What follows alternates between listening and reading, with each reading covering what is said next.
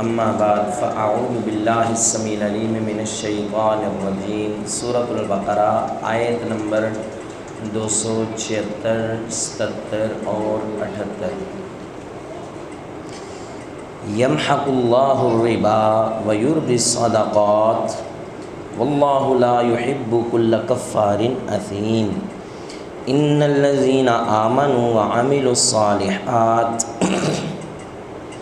وَأَقَامُوا الصَّلَاةَ وَآتَوُا الزَّكَاةَ لَهُمْ أَجْرُهُمْ عِندَ رَبِّهِمْ وَلَا خَوْفٌ عَلَيْهِمْ وَلَا هُمْ يَحْزَنُونَ۔ يَا أَيُّهَا الَّذِينَ آمَنُوا اتَّقُوا اللَّهَ وَذَرُوا مَا بَقِيَ مِنَ الرِّبَا إِن كُنتُم مُّؤْمِنِينَ۔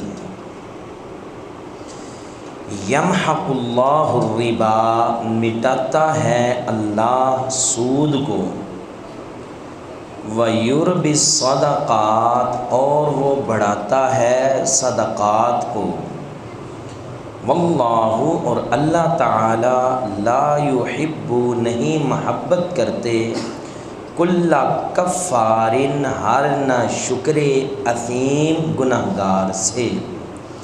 ان الذین، بے شک وہ لوگ، آمنوا، جو ایمان لائے، وعاملوا الصالحات، اور انہوں نے نیک اعمال کیے، واقاموا الصلاۃ، اور انہوں نے نماز قائم کی، وآتوا الزکاۃ، اور انہوں نے زکوٰۃ دی، لہم اجرہم، ان کے لیے ان کا اجر، عند ربہم، ان کے رب کے ہاں ہے، ولا خوف علیہم، اور نہ ہی ان پہ کوئی خوف ہوگا، ولا هم یحزنون، اور نہ ہی وہ غمگین ہوں گے۔ یا ایھا الذین آمنوا، اے لوگو جو ایمان لائے ہو، اتقوا اللہ، تم اللہ سے ڈر جاؤ، وذروا، اور تم چھوڑ دو، ما، جو باقی ہے، من الربا، سود سے، ان کنتم مؤمنین، اگر تم مومن ہو۔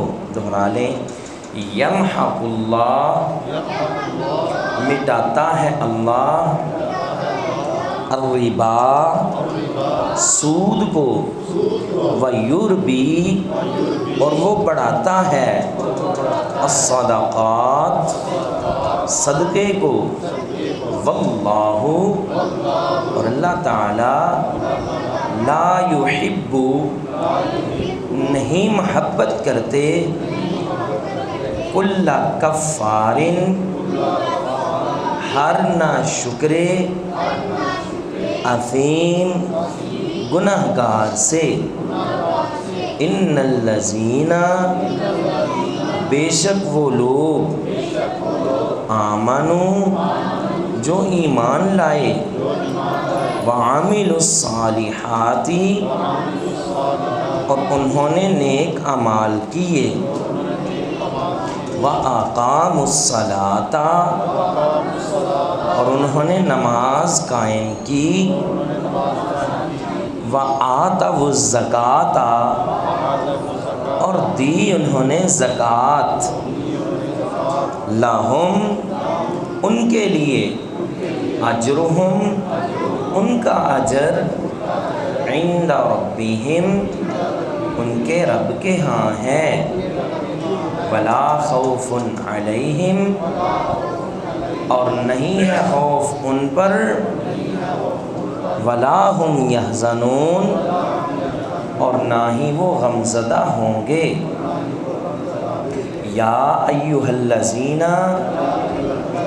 اے لوگو، آمنو، جو ایمان لائے ہو، اتقوا اللہ، تم اللہ سے ڈر جاؤ، وذروا، اور تم چھوڑ دو، ما بقیہ، جو باقی ہے، من الربا، سود سے، ان کنتم، اگر ہو تم، مؤمنین، مومن۔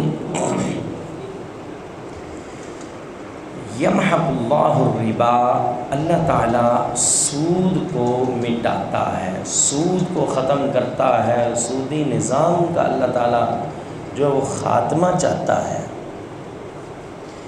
وَيُرْبِي الصَّدَقَاتِ، اور اللہ تعالیٰ صدقے کو بڑھاتا ہے، صدقے میں اضافہ کرتا ہے، صدقے میں برکت ہے، سود میں برکت۔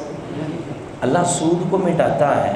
سودی بندہ اگرچہ کتنے ہی پیسے والا ہو لیکن وہ خالی ہوتا ہے، سودی بندہ اگرچہ کتنا ہی مالدار کیوں نہ ہو بخیل ہوگا، سودی بندہ اگرچہ کتنی ہی دولت اس کے پاس کیوں نہ ہو لیکن اپنوں کا احساس، انسانیت کا احساس اس بندے کے دل میں ہو ہی نہیں سکتا۔ سود میں برکت نہیں، اللہ سود کو مٹاتا ہے۔ ایک طرف سود ہے، ایک طرف صدقہ ہے۔ ہم اگر ویسے سوچتے ہیں نا تو عقل کہتی ہے سود میں ہی اضافہ ہے، بھائی لاکھ دو مہینے بعد لو 1,10,000 مل جائے گا، بھائی کروڑ دو مہینے بعد جو ہے 1,10,00,000 مل جائے گا، یہ تو اضافہ ہی اضافہ ہے۔ جبکہ حلال میں کیا ہے؟ حلال میں ریڑھی لگا لو بھائی، کبھی ادھر وہ کمیٹی والے آگے، کبھی ادھر کمیٹی والے، کبھی کوئی دکان والا کہے گا بھائی جگہ چھوڑ ادھر نہ لگا، کبھی کوئی کہے گا بھائی ادھر سے نکل، چلتے پھرتے دکھائی دو۔ شام کو بیچارہ تھکا ٹوٹا 500 1000 کی دیہڑی یا 1500 کی دیہڑی لگا لے گا، نظر تو بڑا کم آتا ہے۔ اللہ کہتے ہیں کہ اللہ اس مال کو بڑھاتا ہے، جبکہ سود کو اللہ مٹاتا ہے، سود تو بڑھتا نظر آ رہا ہے، حلال مال کم نظر آ رہا ہے۔ یہ کیا معاملہ ہے؟ اس کی میں اکثر ایک مثال دیا کرتا ہوں کہ ہم اگر تھوڑا غور کر لیں نا تو مشاہدے میں یہ بات موجود ہے کہ حرام میں برکت نہیں ہوتی، حلال میں برکت بہت زیادہ ہوتی ہے، ہوتی نہیں بلکہ بہت زیادہ ہوتی ہے، جبکہ حرام میں برکت، سود میں برکت، سود نہیں بڑھتا۔ وہ جو 1000-1500 والا ہے نا وہ اپنے اخراجات میں خوش ہوگا، سودی بندہ لاکھوں کروڑوں بھی کمائے گا نا، اپنی آمدن پہ، اپنے پیسوں پہ، اپنے خرچے پہ خوش ہو سکتا ہو ہی نہیں سکتا۔ جتنا مرضی ان کو چیک کر لیں حضرت، یہ پریشان ہی دکھائی دیں گے۔ حلال میں برکت ہے جبکہ حرام میں برکت نہیں، سود میں برکت نہیں جبکہ صدقے میں برکت ہے۔ کیسے ہم سمجھ سکتے ہیں؟ میں اکثر اس کی مثال دیتا ہوں کہ آپ عید الاضحیٰ کا موقع دیکھ لیں۔ ہم دیکھتے ہیں کہ ایک حلال جانور ہے بکرا، بکری، بکرا، گائیں، ہر روز کمیلوں میں ذبح ہوتا ہے کہ نہیں ہوتا؟ بولے نہیں ہوتا ہے، ہر روز یہ ہزاروں لاکھوں کی تعداد میں، اور دنیا کا اگر حساب لگائیں تو شاید کروڑوں کی تعداد میں یہ جانور جو ہیں وہ قربان ہوتے ہیں۔ پھر اللہ اکبر، ہر طرف یہ کھایا جانے والا گوشت، سب سے زیادہ تقریباً اگر مچھلی کے بعد کوئی گوشت کھایا جاتا ہے تو وہ انہی جانوروں کا، یہ بکرا اور یہ جو ہے گائیں وغیرہ، انہی کا گوشت جو ہے وہ چلتا ہے۔ اب دیکھیں کہ ان میں برکت کتنی ہے۔ پھر ایک اور موقع دیکھیں، عید الاضحیٰ کا موقع، یہ ایسا دن ہوتا ہے کہ ایک ہی دن میں انسان کروڑوں بکرے گائیں قربان کر دیتا ہے۔ اونٹ کتنا بڑا جانور، ان کو قربان کیا جاتا ہے۔ یہ کروڑوں کی، لاکھوں کی تعداد میں نہیں حضرت، کروڑوں کی تعداد میں ان کی قربانی کی جاتی ہے۔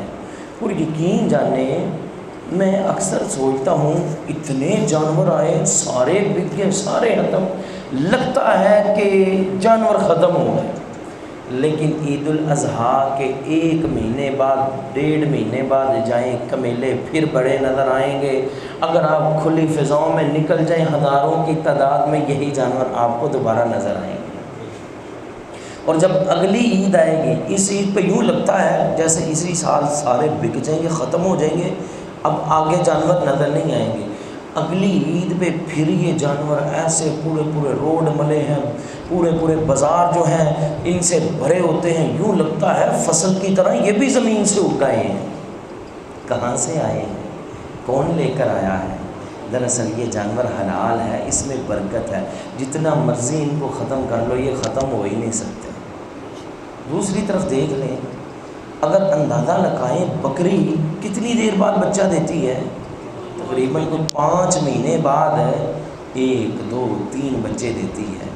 پھر گائیں 10 مہینے تک، 9 10 12 مہینے تک لے جاتی ہے، پھر جا کے 1 بچہ دیتی ہے۔ اور پھر اس طرح اونٹ کا حساب لگا لیں، اور پھر وہ اونٹ قربانی کے قابل بھی کتنی دیر بعد جا کے ہوتا ہے۔ اللہ اکبر۔ دوسری طرف دیکھ لیں، ایک کتیا ہے، کتنی اس کی نسلیں ہیں، بے شمار نسلیں، اور لوگ ان کو پال رہے ہیں۔ جو بکروں کو ہاتھ بھی نہیں نہ لگانا چاہتے وہ بھی ان کو گود میں پکڑ کے تو کھلا رہے ہوتے ہیں، اس قدر ان سے محبت کرتے ہیں۔ حالانکہ نبی علیہ السلام کا فرمان ہے جس گھر میں کتا ہوگا اس میں رحمت کا فرشتہ، وہ کوئی اچھی سے اچھی قسم کا کتا ہو، وہ جون سے بھی قسم کا ہوگا، کتنا ہی مہنگا کیوں نہ ہو، کسی ہی ملک سے تم نے کیوں نہ لایا ہو، جس گھر میں کتا ہے اس گھر میں رحمت کا فرشتہ، تو رحمت کا فرشتہ نہیں آئے گا، رحمت کیسے آئے گی؟ یہی کتیا 3 ماہ کے اندر 8 بچے دیتی ہے، 9 بچے دیتی ہے، یہی کتیا۔ اب بھلا کسی کمیلے پہ آپ نے اس کو ذبح ہوتے دیکھا ہے؟ بولے نہیں ہیں بھائی، آپ نے اپنی آنکھوں سے آج تک ان کو ذبح ہوتے دیکھا ہے؟ کہتے ہیں یہ کوئی 2-4 ملک ہیں جو اس کو بڑے پسند کرتے ہیں، کھاتے ہیں، نہیں کھاتے ہوں گے ٹھیک ہے، لیکن وہاں پہ بھی صرف اسی کو نہیں کھاتے، باقی حلال جو ہمارے جانور ہیں وہ بھی وہاں پہ چلتے ہیں۔ اللہ اکبر۔ نہ اس کو ذبح کیا جاتا ہے، نہ یوں اس کو کاٹا جاتا ہے، نہ اس کا گوشت پکایا جاتا ہے، نہ یوں استعمال کیا جاتا ہے، بس کھلا چھوڑ دیا ہے، کھلایا جا رہا ہے، پلایا جا رہا ہے۔ گلیوں میں محلوں میں آپ دیکھیں کہ کتنا کو بڑا آپ نے ان کا جھنڈ دیکھا ہے۔ ماشاءاللہ آپ کی بھی اتنی زندگیاں گزر گئی ہیں، کبھی کسی گاؤں میں آپ نے کوئی 60-70 اکٹھے کتے دیکھے ہیں؟ بولے نہیں؟ اتنی زندگی میں کبھی کوئی چانس بن گیا ہو یار، کبھی کوئی ایسا دیکھو بھی 60-70 کتے ہیں، انہوں نے بڑی ان پہ محنت کی ہے جی، لوگ بڑا پالتے ہیں جی، روٹی دیتے ہیں، رکھوالی کرواتے ہیں، یہ وہ بڑا کام لیتے ہیں، کبھی اکٹھے اتنی تعداد میں کتے دیکھے ہیں؟ آج بھی یہ تھوڑا سا شہر سے ہٹ کے چلے جائیں، عام آپ کو یہ بکرے اور یہ جانور اور یہ حلال چیزیں نظر آئیں گی۔ کتیا 3 مہینے میں 8-9 بچے دے، یوں تو دماغ کہتا ہے اس کی تعداد زیادہ ہونی چاہیے، یہ زیادہ بڑھنا چاہیے، کیونکہ حرام ہے، اس میں برکت نہیں ہے، اس کی تعداد دیکھ لیں آج بھی کم ہی کم ہے۔ دوسری طرف جانور حلال ہے، ذبح بھی اتنی زیادہ تعداد میں ہوتا ہے، عقل کہتی ہے تو ختم ہو گیا، لیکن پھر ہم اپنی آنکھوں سے دیکھتے ہیں جب جب ضرورت پڑتی ہے کمیلے بھر جاتے ہیں، جب جب ضرورت پڑتی ہے شہر بھر جاتے ہیں، گھر بھر جاتے ہیں، لیکن ان کی تعداد میں کمی نہیں ہوتی۔ حلال میں برکت ہے، حرام میں کوئی برکت نہیں ہے۔ فرمایا اسی لیے یمحق اللہ الربا، اللہ سود کو مٹاتا ہے، ختم کرتا ہے، وَيُرْبِي الصَّدَقَاتِ، اور اللہ صدقے کو بڑھاتا ہے۔ کیسے بڑھاتا ہے؟ ایک بڑی مشہور حدیث ہے، نبی علیہ السلام نے فرمایا بندہ حلال کی کمائی سے صدقہ کرے نا، 1 کھجور اللہ اسے اپنے دائیں ہاتھ سے پکڑ کے پالتے ہیں اور اتنا بڑا کر دیتے ہیں کہ قیامت کے دن جب بندہ اس کھجور کو دیکھے گا وہ کھجور ایک احد پہاڑ کے برابر ہو چکی ہوگی۔ اللہ صدقے کو اس قدر بڑھاتا ہے۔ واللہ لا يحب كل کفار اثیم، اللہ نہیں محبت کرتے ہر کفار سے، کفار نہ شکرا، اثیم گنہگار۔ کیا مطلب؟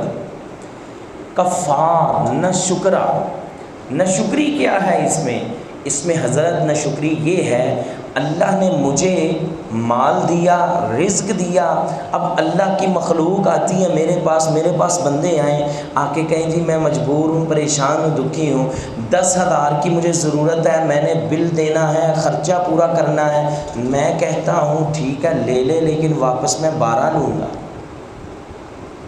واپس میں رزق مجھے کس نے دیا ہے؟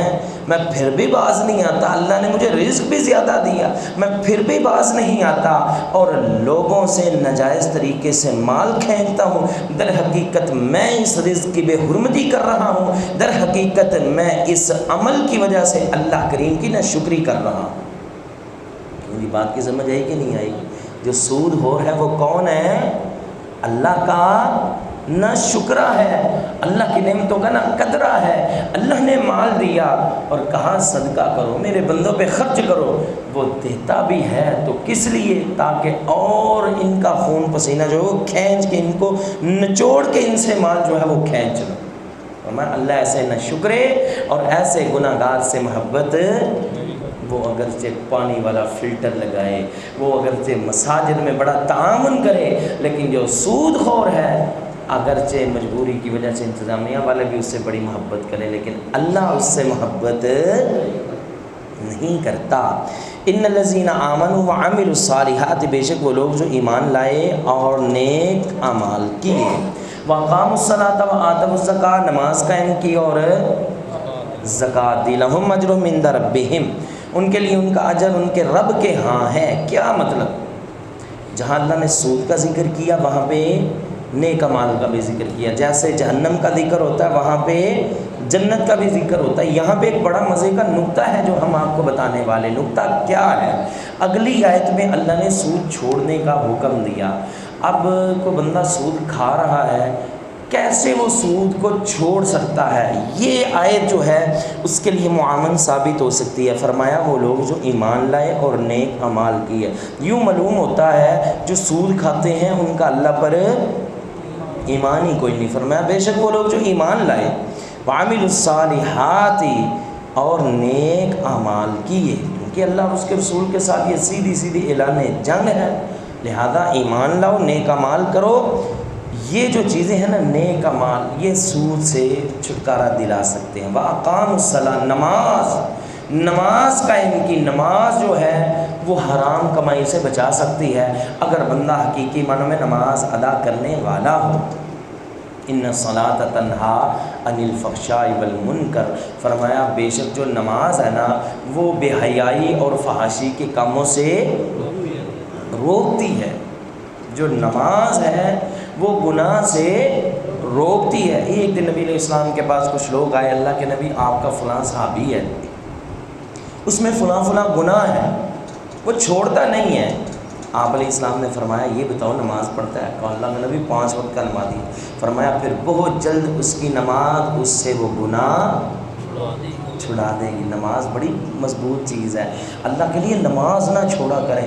کچھ بھی ہو جائے، بندہ جو ہے نا کتنا گناہ گار ہو، یہ اگر سچے دل سے نماز پڑھنے والا ہے نا، نماز میں اللہ نے یہ تاثیر رکھی ہوئی ہے، یہ بڑے بڑے گناہ جو ہے یہ چھڑوا دیتی ہے۔ وآتوا الزکاۃ، اور زکوٰۃ ادا کرنے کا۔ زکوٰۃ بھی ایک ایسا معاملہ ہے جب بندے کو پتہ ہے میں نے اپنا مال پاک کرنا ہے، وہ پہلے سے ہی سوچے گا حرام چھوڑوں پھر ہی مال پاک کروں گا، تو زکوٰۃ والا عمل بھی جو ہے وہ اس سے سود سے روکتا ہے۔ فرمایا لہم اجرہم عند ربہم، ان کے لیے ان کا اجر ان کے رب کے ہاں، ولا خوف علیہم ولا ہم یحزنون، ان پہ کوئی خوف نہیں ہوگا اور نہ ہی وہ قیامت کے دن غمگین ہوں گے۔ یا ایھا الذین آمنوا اتقوا اللہ، ہے لوگوں جو ایمان لائے ہو اللہ سے ڈر جو، وذروا ما بقی من الربا، اور چھوڑ دو جو باقی ہے سود، ان کنتم مؤمنین، اگر تم مومن ہو۔ اسی آیت کی مزید تفصیل جو ہے اگلی آیت میں بھی ہے انشاءاللہ، پھر ہم ان دونوں کی اکٹھی تفصیل کل کریں گے۔ اللہ تعالی ہم سب کو سمجھ عطا فرمائے۔ وآخر دعوانا الحمدللہ رب العالمین۔